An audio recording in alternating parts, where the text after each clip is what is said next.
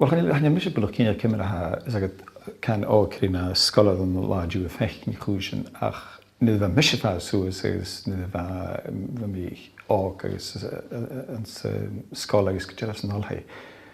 Agus am sy'n gael eich wrysgol a sio has dy dol, siegar o lwch elang, sagad barge, sgrif i hyn, lwch ciwl. Grodd caran colwch le Isaac Newton, na chef awn. Bafisht wrysgol, myth y fe dol, gyda'ch Newton ymach agos gyda hwya ffochrif, agos gyda hosi a tachas y chyn, agos y smwynach agos nos gyda hwch ŵl, y mwlwch y chlacian, agos gyda ja, gravity. Agos, fy mi ddiog yn fech gyr bach chimichel gyda sgrifig yn y ffalaf yn garat y chorec yn agos gyda. Ys agos sgrifig, book just yn encawn hyn agos na chael y fechking PlayStations, na iPods, na television, na sgrisym yn New Orleans, na chael y fechking sian chimichel o'r achtyddych yn cawn hyn.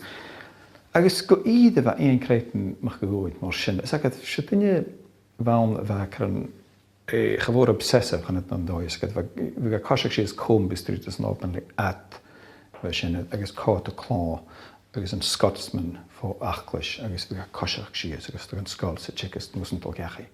Agos nws yn y crwch yn sŵl fe sy'n edrych i gael iachu yn y cwm bystryd. Ach, sy'n lastil ai fy hyc mysio, na chael sgrifig ichyd y gwybod mysio, na chael o'n y gared ydy gael ei her yn tŵl. Mae Sheik yn Shakespeare fan het, no Milton van het, no Iain Crichton mag gegoen van het, no maar hoe schrijven ze bij, hoe schrijven men wordt het tacher George Chinny heel het te hul. Agus mae Sheik gewil koku het al in Irak, hashin het touch boeiers, so is men je geen voor heel avontuur uit de koku show. Agus Canada dat ik hem gegeven, no Vietnam, no Amerika, no New Orleans, no stalkne mineren, no y hwf Iain Crichton mag gygoen, nid y gael liwys agos a og, agos gael afag o brehing, agos betri a gaelig, mae'r gybiag agos sŵl a gaelig, agos chwlsyn fe cael liwys, yr heicsin. Agos doch gyda hachar sy'n gan at na hachar, nid y fa cwb blian ag ywys, chai agos styg yn sgol, agos mae'r hasgial ac chwydd, hach chwydd, chamian hyn, agos hys cwdig yn môr art ar my fialw, agos gys i da idding fawr go. Hyd idding, gyda'n cat na hydd mat, the cat sat on the mat.